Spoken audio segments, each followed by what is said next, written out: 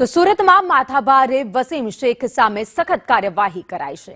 ગેરકાયદે cricket box અને બાંધકામ હતું તેને દૂર કરવામાં આવ્યું છે। વસીમ શેખ સામે હત્યા સહિત 28 ગંભીર ગુનાઓ છે। લિંબાયત પોલીસ અને સુરત મનપાએ સાથે રહીને કાર્યવાહી કરી છે। તો સુરતમાં જે લોકોનો ગુનાહિત ઇતિહાસ છે, જેમના ઉપર 5, 7, 10, 20 જે ગુના નોંધાયેલા છે તેવા લોકોનું લિસ્ટ તૈયાર કરવામાં આવ્યું ને ત્યારબાદ એક પછી એક ગુનેગારો ઉપર કાર્યવાહી કરવામાં આવી છે। સુરત શહેરમાં આજે ફરી એકવાર દાદાનું બુલડોઝર ફર્યું છે અને લિંબાયત વિસ્તારમાં જે ગુનેગાર છે તેણે ક્રિકેટ બોક્સ ઊભું કર્યું હતું। આસપાસના વિસ્તારોમાં એ તમામ ક્રિકેટ બોક્સ છે જેને તોડી પાડવામાં આવ્યા છે। આ સાથે જ જે બાંધકામ હતું તેને તોડી પાડવામાં આવ્યું છે। વધુ અપડેટ સાથે સંવાદદાતા મનીષ પરમાર અમારી સાથે જોડાઈ ગયા છે।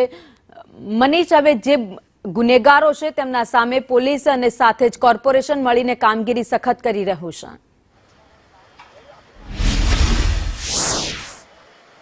जी बिल्कुल बात करिए तो छेल्ला 2 દિવસથી દાદાનું બુલડોઝર છે સુરત શહેરમાં ચાલી રહ્યું છે। ત્યારે સુરતના લિંબાયત વિસ્તારમાં આવેલા વસીમ પાર્સલ નામના કુખ્યાત આરોપી છે તેના ક્રિકેટ બોક્સની ઉપર દાદાનું બુલડોઝર ચાલી રહ્યું છે। જોઈ શકાય છે કે અત્યારે આ મોટી જગ્યા પર જે મહાનગરપાલિકાની જગ્યા છે તેની પર છેલ્લા 1.5 વર્ષથી કબજો કરવામાં આવ્યો હતો, પરંતુ મહાનગરપાલિકા હવે જાગી છે અને પોલીસના સહકારથી અત્યારે આ પ્રમાણે ડિમોલેશનની કાર્યવાહી કરવામાં આવી રહી છે। જે પ્રમાણે છેલ્લા 1.5 વર્ષથી જે રીતના વસીમ પાર્સલે પોતાનો આતંક મચાવ્યો હતો અને જે કહેવાય કે જે આતંક મચાવ્યો હતો અને આ પ્રમાણે જોઈ શકાય છે કે કઈ રીતના જે કહેવાય કે અત્યારે મહાનગરપાલિકા અને જે પોલીસ છે તે અત્યારે કામગીરી કરી રહી છે। અત્યારે જોઈ શકાય છે કે સતત જે સુરત શહેરમાં બુલડોઝર ફેરવવામાં આવી રહ્યું છે। ગઈકાલે પણ અલગ અલગ જગ્યા પર બુલડોઝર ફેરવી દેવામાં આવ્યું હતું। ત્યારે એસીપી સાહેબ આપણી સાથે છે। સાહેબ, કઈ રીતના અત્યારે કાર્યવાહી થઈ રહી છે?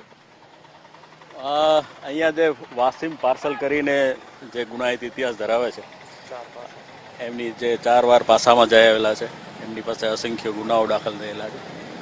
એમનું અહીંયા ગેરકાયદેસર બાંધકામ અથવા ક્રિકેટ બોક્સ છે એ પોલીસના ધ્યાને આવેલું અને એ સંબંધે રિપોર્ટ કરવામાં આવેલો કે આનો કોઈ ગુનાહિત ઉપયોગ જગ્યાનો ન થાય એ સંદર્ભે આજે એસએમસીની ટીમ આવી છે અને એ જે દબાણ દૂર કરી રહી છે અને પોલીસે પૂરતો બંદોબસ્ત આપેલ છે। સાહેબ, કેટલા જે કહેવાય કે વિસ્તારમાં આ ગેરકાયદેસર બાંધકામ છે અને કેટલા સમયથી હતું? આ ઘણા સમયથી હતું, લગભગ 2 વર્ષ ઉપરાંતથી, અને પોલીસના ધ્યાનમાં આવતા એમને એસએમસીને આ અંગે રિપોર્ટ પાઠવેલો અને જેના ઉપર કાર્યવાહી કરી અને આજે એ હટાવવાની કામગીરી શરૂ થઈ। સાહેબ, વસીમ પાર્સલનો ગુનાહિત ઇતિહાસ શું છે? કેટલા ગુનામાં એ સંડવાઈ ચૂક્યો છે? લગભગ 30 ઉપરાંત ગુના છે એના, 4 વાર પાસામાં પણ જઈ આવેલ છે। એ રીતનો એનો ગુનાહિત ઇતિહાસ છે।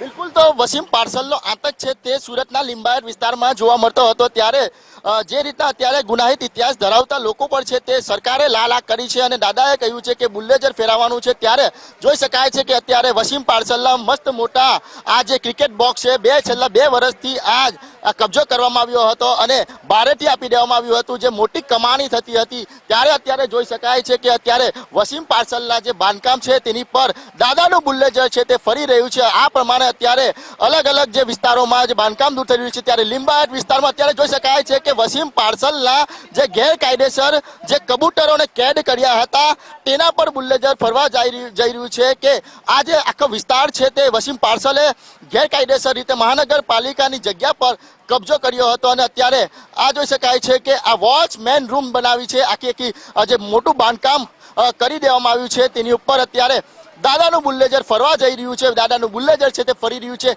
સતત 2 દિવસથી જે અપરાધી જે આરોપીઓ છે તેના ગેરકાયદેસર બાંધકામ પર બુલડોઝર ફરી રહ્યું છે। સરકારી જમીન પર કબજો કરીને મસ્ત મોટું ભાડું વસૂલી રહ્યા હતા, મસ્ત મોટી કમાણી કરી રહ્યા હતા, પરંતુ હવે છે તે સરકાર એક્શનમાં આવી છે અને આવા તમામ લોકોના ગેરકાયદેસર બાંધકામ છે તે દૂર કરવાની કયાવત છે તે ચાલી રહી છે।